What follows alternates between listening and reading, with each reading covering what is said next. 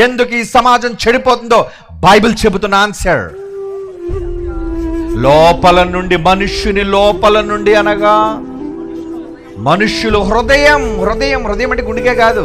గుండెకాయ ఆలోచన చేయదండి. గుండెకాయ అనేది ఒక పంపు లాంటిది. గుండెకాయని చూసి హృదయం అనకండి. బైబిల్ టర్మినాలజీలో బైబిల్ చెబుతున్న వాస్తవం ఇక్కడుంది, హృదయం. ఆ హృదయంలోంచి ఏమొస్తున్నాయంటే చూడండి, ఎన్నొస్తున్నాయండి బాబోయ్. దురాలోచనలు, జారత్వము, దొంగతనము, నరహత్య, వ్యభిచారం, లోభం, చెడుతనం, కృత్రిమములు, కామ వికారములు, మత్సరము, దేవదూషణ, అహంభావం, అవివేకం. అబ్బో ఏంటండి, నేను లెక్క పెడితేనే 14 వచ్చాయండి, ఇంకా చాలా ఉన్నాయి.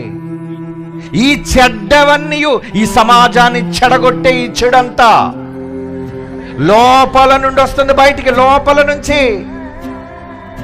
అవే మనిషిని పాడు చేసేవి, సమాజాన్ని చెడగొట్టేది మనిషి మనస్సులోని ఆలోచనలో. దానిని శుద్ధి చేయమన్నాడు అందుకే యేసుప్రభు. అందుకే ముందు పళ్ళలు కడగడం కాదురా, రోడ్లు తొడవడం కాదురా, కాలువలు శుభ్రం చేయడం కాదురా, ముందు మనిషి మెదడును సరిచేయి. బా ఏం చెప్పాడు, హ్యాట్స్ ఆఫ్ యేసుప్రభుకి. అందుకని చెప్పాలండి, జై. మంచిది చెప్పాడు కాబట్టి.